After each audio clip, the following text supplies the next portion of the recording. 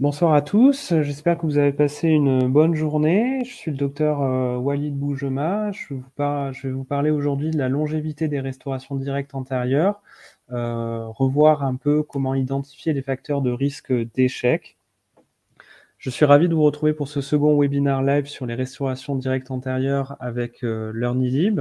Je remercie toute l'équipe de LearnyLib, notamment Anne-Sophie, Pierre-Axel, Julien, qui me permettent de faire ce webinaire aujourd'hui. Donc nous allons parler de la longévité des résines composites dans la région antérieure et des facteurs de risque d'échec de celle-ci, car effectivement, réussir un composite stratifié est un véritable challenge. Chaque situation est différente et la réussite passe par une adaptation au niveau de la couleur, au niveau de la morphologie et au niveau de l'état de surface, le tout à l'échelle d'un sourire et soumis au jugement du patient bien plus que du praticien. Et pourtant, malgré tout cela, la réussite immédiate et à une semaine n'est pas une fin en soi. En effet, elle doit s'inscrire dans le temps et si ce n'est à long terme, au moins à moyen terme pour obtenir une pleine satisfaction de la part du patient et du praticien, évidemment. Dès lors que ces restaurations sont terminées, elles sont soumises à diverses contraintes, qu'elles soient fonctionnelles, mécaniques, chimiques, car elles baignent dans la salive, ou physiques, soumises aux variations de température, aux variations de pH et de texture. Il est donc indispensable d'identifier parmi toutes ces contraintes quelles sont celles sur lesquelles on peut influer. Et aujourd'hui, nous allons nous concentrer sur le facteur patient et tout ce qui est important à prendre en considération lors de la consultation initiale. Alors en 2017, Haynes et collaborateurs ont publié un article intitulé Should my composite restoration last forever? Est-ce que ma restauration peut durer éternellement? Bien évidemment, nous savons que la réponse est non, et bien qu'il évoque de nombreux facteurs de risque, en région antérieure comme en région postérieure, il conclut que les facteurs de risque spécifiques à chaque patient sont difficiles à identifier, car il n'existe aucun consensus, aucune standardisation quant à la conduite à tenir lors de cet examen initial. Alors vous devez vous demander ce que je vais vous raconter ce soir. Fort heureusement, si les revues systématiques de la littérature sur les composites postérieurs se sont fait la part du lion pendant de nombreuses années, 3 études ont été publiées en peu de temps concernant les composites antérieurs. 2 d'entre elles ont été publiées en 2015, une par l'équipe du docteur Haynes précédemment cité, et l'autre par De Marco et collaborateurs.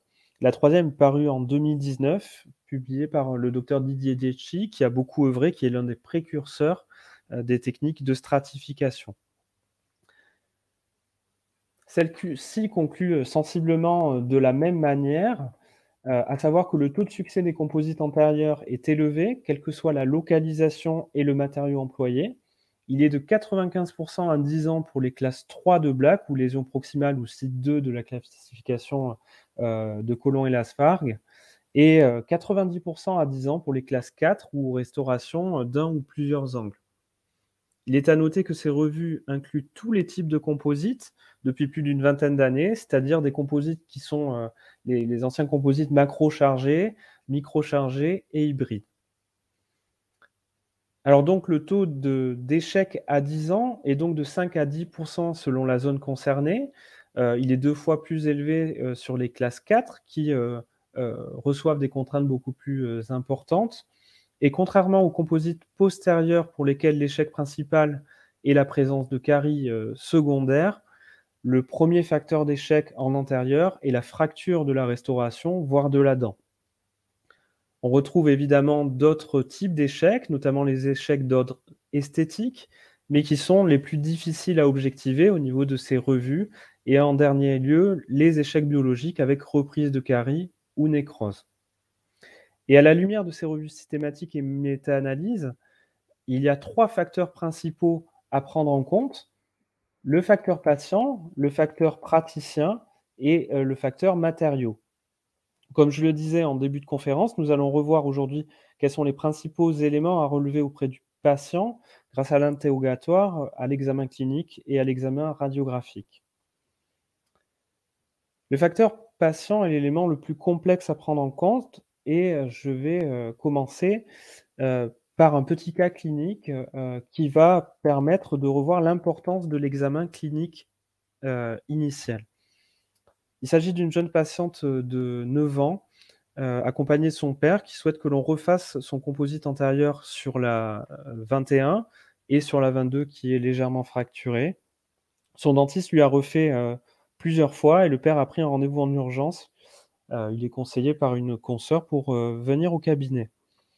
Comme toujours, l'interrogatoire initial revêt ici une importance primordiale. Il est important de connaître l'étiologie initiale de la perte de substance et les circonstances.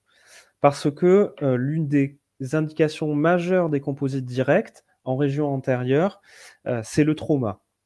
Et l'on connaît dans ces situations l'importance de la conduite d'un examen clinique, paraclinique et radiographique rigoureux, juste après le trauma, mais également lors de rendez-vous de contrôle réguliers. En l'occurrence, le trauma avait eu lieu plus d'1 an auparavant. L'examen clinique est révélateur. Ici, on note tout de suite la présence d'une fistule située en regard de 21-22. Le test de sensibilité pulpaire est évidemment négatif au niveau de la 21 et de la 22. La radiographie rétroalvéolaire montre une lésion périradiculaire d'origine endodontique avec la présence d'une fracture longitudinale au niveau du tiers apical de la 21. Il est donc primordial, avant de prévoir toute nouvelle restauration esthétique, de gérer le problème infectieux. Et on sait que ce type de problème infectieux peut être lourd de conséquences pour la suite du développement des dents et du parodonte environnant. Dans ce cas-là, il a été décidé de réaliser un traitement endodontique de la 21 ainsi qu'une revitalisation au niveau de la 22. Avec un résultat satisfaisant à 9 mois, puisque la lésion a complètement disparu, la fistule s'est résorbée également, et parallèlement, on a pu réaliser un traitement par stratification. La patiente est très contente et on verra par la suite pour faire quelque chose de plus costaud si ça casse régulièrement. Ce cas donc pour rappeler que la biologie prime sur l'esthétique, toujours, la biologie et la fonction priment sur l'esthétique, et qu'il faut toujours identifier l'étiologie de la perte de substance ou la cause initiale de la présence d'une restauration avant toute intervention, et l'importance de l'interrogatoire initial. On peut parfois avoir de très mauvaises surprises comme ici. Pour revenir aux échecs des composites antérieurs, Heinz nous dit que la cause principale de ces échecs est la fracture de la restauration. Outre le matériau employé, De Marco rapporte que le risque d'échec par fracture est majoré chez les patients qui présentent des parafonctions, et d'autre part, Van Dijk et Palesen, dans une revue systématique de la littérature, rapportent que 77% des échecs à 5 ans surviennent chez des patients ayant subi une réparation, avec une prévalence supérieure chez les patients bruxomanes. Il est donc nécessaire d'observer le contexte occlusal et de savoir identifier l'étiologie des pertes de substance. Pour rappel, il existe 2 grands types d'usures, les usures d'origine mécanique et les usures d'origine chimique. Parmi les usures mécaniques, on retrouve l'usure abrasive, qui est une usure à 3 corps, par exemple un brossage traumatique, ce que l'on appelait autrefois des myelolyses, qui sont les symptômes de cette usure, que l'on appelle maintenant des lésions cervicales d'usure. Le tableau clinique, généralement, ce sont des lésions qui ont une forme d'encoche située au collet, qui sont plus profondes que larges et qui peuvent entraîner une hyperesthésie dentinaire, quelle que soit leur profondeur, quel que soit le stade d'atteinte. On retrouve également les usures de type attritive. C'est l'affrontement de 2 corps. On retrouve généralement des facettes d'usure, ces patients typiquement bruxomanes ou pour lesquels on a une suspicion de bruxisme. Ces facettes d'usure peuvent être importantes. En général, lorsqu'il y a de l'usure au niveau de restauration, elles sont généralement uniformes, ces usures, et le patient peut rapporter la présence de récidives de fractures au niveau des restaurations, hein. C'est Emmanuel Dinco qui rappelle, qui a beaucoup travaillé sur le bruxisme, qui rappelle que le vrai patient bruxomane va tout casser, quel que soit le matériau employé. Enfin, on retrouve, l'usure, abfractive qui, elle, ne fait pas consensus et qui serait la résultante de contraintes occlusales importantes au niveau cervical. Ces contraintes occlusales importantes pourraient entraîner, des fractures des prismes d'émail, des éclatements des prismes d'émail, donc des lésions d'usure plutôt hétérogènes au niveau cervical. En général, un bruxisme est associé, que ce soit par serrement ou par grincement. Concernant les lésions d'origine chimique ou lésions érosives, on retrouve 2 étiologies principales. L'origine extrinsèque, que l'on connaît bien, qui est due à la consommation de boissons et d'aliments acides, de soda, de jus de fruits, de boissons énergétiques ou énergisantes, de vinaigrettes. Donc on retrouve ça généralement chez des patients végétariens notamment, ou un environnement acide, des patients qui vont travailler, par exemple en piscine, qui vont être soumis à un environnement fortement chloré. C'est le cas notamment, à côté, de là où je travaille à Ondres dans le sud des Landes et il y a des usines de soufre, sur les bords, de la Nive, et j'ai reçu plusieurs patients qui ont tous le même tableau, clinique et qui présentent des usures, d'origine érosive, de par l'environnement dans lequel ils travaillent. Donc c'est toujours intéressant de s'intéresser à la profession du patient. Et puis, il y a les usures d'origine intrinsèque, les usures chimiques d'origine intrinsèque, notamment les reflux gastro-œsophagiens, qui sont très fréquents chez les patients. Il est à noter que 70 des patients qui souffrent de RGO n'en sont pas conscients. Donc c'est là tout l'intérêt de la mise en lumière de cette pathologie, d'orienter le patient lorsqu'on ne trouve aucune autre étiologie, d'origine érosive, de savoir l'orienter vers son médecin traitant ou même chez un gastro-entérologue. Les médecins, traitants, les médecins généralistes hem, ne sont pas toujours très observants là-dessus et ne vont pas forcément orienter, lorsqu'il y a ce tableau clinique. On va retrouver également les patients, qui, vomissent régulièrement, les patients qui souffrent d'anorexie, boulimie. Hem, Ces patients-là, il est toujours délicat d'en discuter avec eux au premier contact et il faut établir un lien de confiance avant de pouvoir en discuter. Dans tous les cas, le praticien va jouer un rôle important dans la prise en charge de ces pathologies érosives, à savoir les orienter correctement pour qu'il y ait une prise en charge médicale et préventive en amont. On a aussi un rôle sur la prévention des lésions d'usure, notamment sur les usures chimiques, avec pourquoi pas, la prescription et la confection, de gouttières, que le patient remplit de reminéralisants comme, le phosphate de calcium amorphe, recaldant. Car on sait que cet environnement acide, pour, faire le lien avec notre conférence du jour, va entraîner un vieillissement prématuré du composite.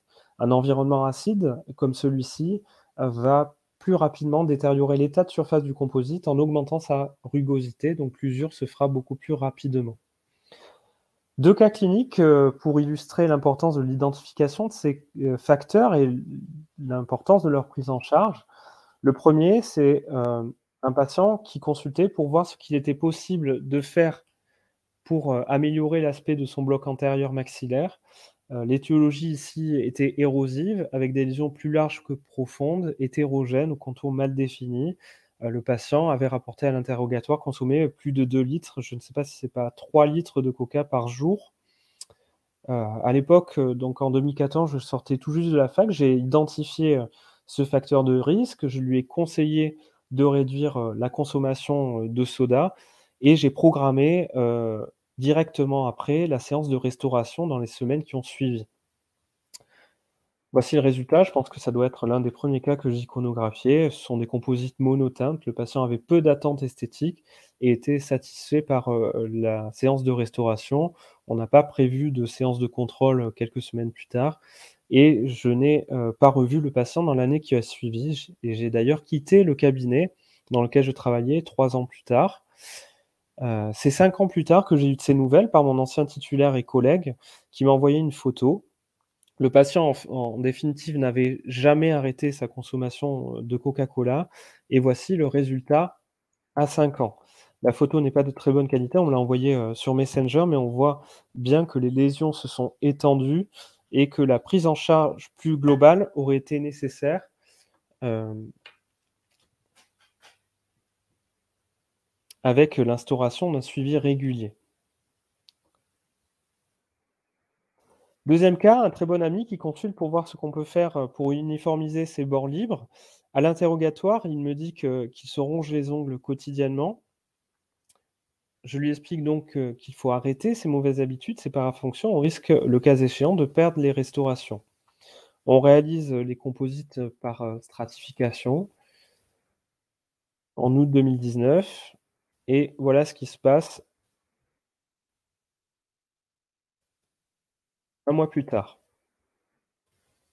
Évidemment, c'est, un copain, on refait les restaurations, à mes frais, mais cela devient plus embêtant lorsque c'est un vrai patient qui a réglé ses soins, qui revient régulièrement parce qu'il ne corrige pas, ses parafonctions, ses mauvaises habitudes et à ce moment-là, on se pose toujours la question de qui paye, qui doit refaire et si on doit revoir le patient tous les 2-3 mois parce qu'il ne prend pas en charge, ses parafonctions, ça devient plus compliqué. Donc là, je l'ai bien sermonné, j'ai instauré un suivi, régulier, sans vraiment prendre, de photographies. Mais là, je l'ai revu, le mois dernier et quand on prend le temps de bien expliquer aux patients, heu, l'importance d'éviter ces parafonctions, on peut obtenir un résultat tout à fait satisfaisant et les composites peuvent, aussi tenir, comme il faut, dans le temps. Là, on est 3 ans plus tard. Autre source d'échec, la reprise de caries. Si effectivement ANC de Marco, conclut que le risque d'échec dû à des caries secondaires est minoré dans les secteurs antérieurs, il n'en demeure pas moins que les patients qui présentent des caries dans les secteurs antérieurs sont des patients à haut risque carieux, chez lesquels le taux d'échec est significativement beaucoup, plus élevé. Il est donc nécessaire de prendre en charge la maladie carieuse dans son ensemble en amont, avec toutes les techniques de prévention modernes que nous connaissons et parmi celles-ci, maintenant, je systématise depuis quelques années une séance de prophylaxie, hem, au cours de laquelle on va établir, un bilan, sérieux et je recours maintenant systématiquement au révélateur de plaques quand l'étiologie initiale, c'est une carie. C'est assez simple de déterminer l'étiologie initiale, hein, des patients qui se présentent avec des lésions de site 2, hein, des lésions proximales au niveau antérieur. En général, l'origine est carieuse.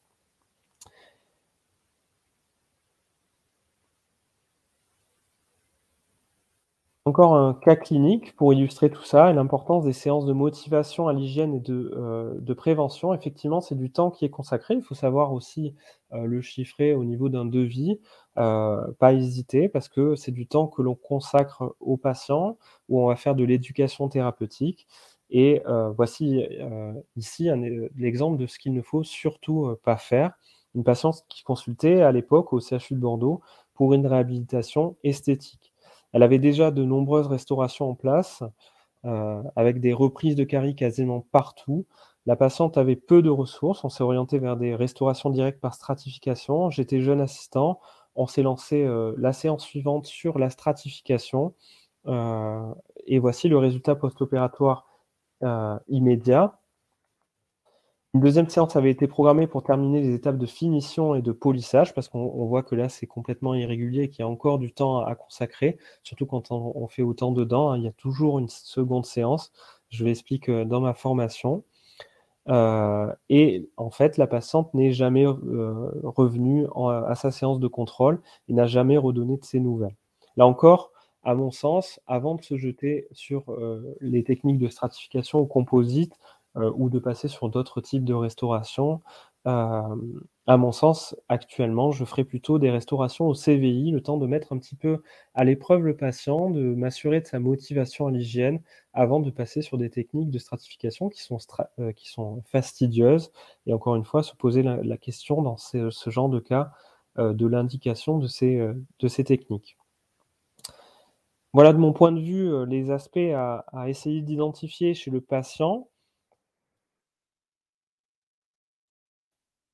J'ai également, parlé des facteurs matériaux, je le développe de façon exhaustive dans ma formation, mais je reviens ce soir sur les principaux points évoqués dans les revues systématiques précédemment citées, notamment l'importance, d'utiliser un composite micro-hybride actuellement,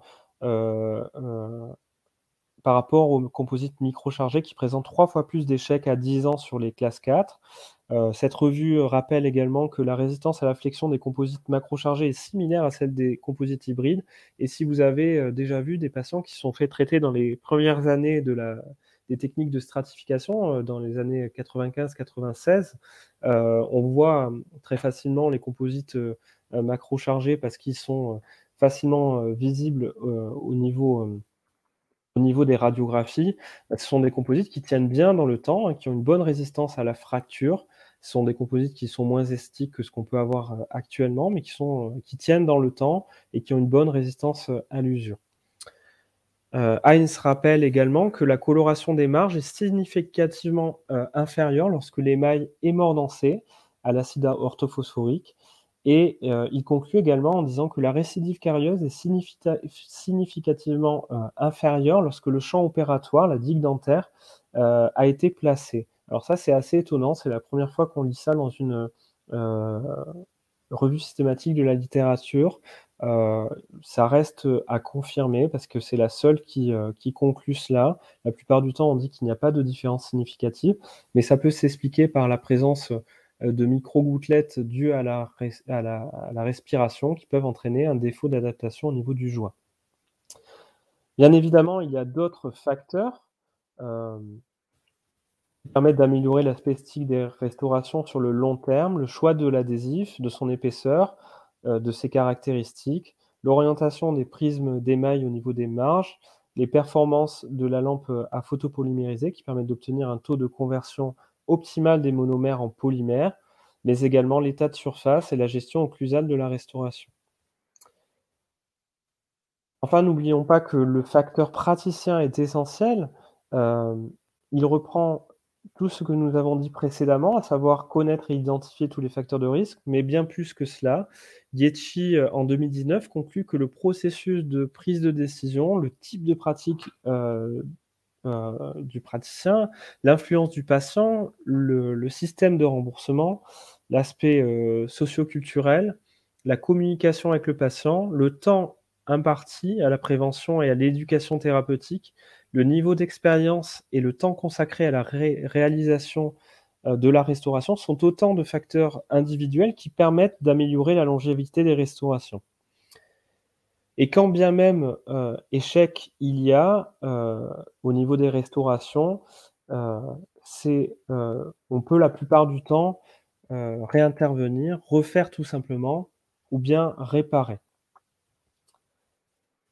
Alors comme il est souvent coutume de faire en fin de conférence, je terminerai par une citation, un aphorisme bien connu d'Hippocrate qui prend ici tout son sens. Ars longa vita brevis, l'art est long, la vie est courte. Ici, il entend par l'art le savoir-faire et si la courbe d'apprentissage des techniques de stratification de composites est longue, il faut aussi du temps pour maîtriser son système, savoir communiquer et identifier les facteurs de risque avec son patient et d'autant plus que chaque situation est différente. Je vous remercie de votre attention. Il va me rester donc à conclure, à vous souhaiter une bonne soirée et donc je vous rappelle que le contenu intégral de la formation est disponible sur l'Ornilib. On parle là-dessus effectivement de la longévité des composites plus en profondeur, notamment sur le choix du matériau, le choix du système adhésif. On reparle également de toutes les techniques qui permettent d'augmenter la longévité du composite au niveau de la mise en œuvre de la stratification et on revoit effectivement comment organiser chaque séance avec le patient. Je vous remercie d'être venu ce soir et je vous dis à bientôt. Au revoir.